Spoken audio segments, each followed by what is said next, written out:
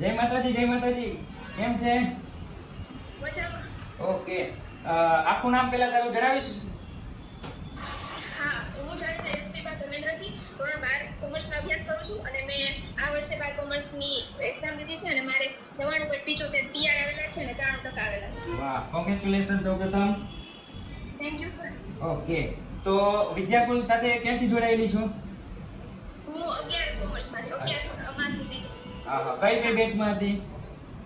હું topper બેચમાં topper બે 2025 માં હતી, 11 માં પણ હતી. અને આ જે 12માનું જે રિઝલ્ટ આવ્યું છે તો પહેલા તે કેટલા ટકા ધાર્યા હતા?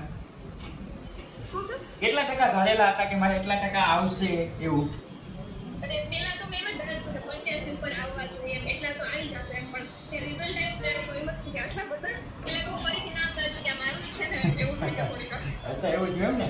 ઘરવાળાની કેટલી એક્સપેક્ટેશન હતી કે દીકરી એટલા ટકા લાવશે કે એવું કઈ? એ બધાને એમ જ હતું કે 85 કે 90 આવી શકે એમ, પણ મને એમ થતું હતું કે આવશે કે નહીં આવશે કે નહીં, પણ પછી રિઝલ્ટ આવ્યું પછી એમ થયું કે હા આવ્યો. અચ્છા, ઓકે, ચાલો. All the best, congratulation. Thank you sir.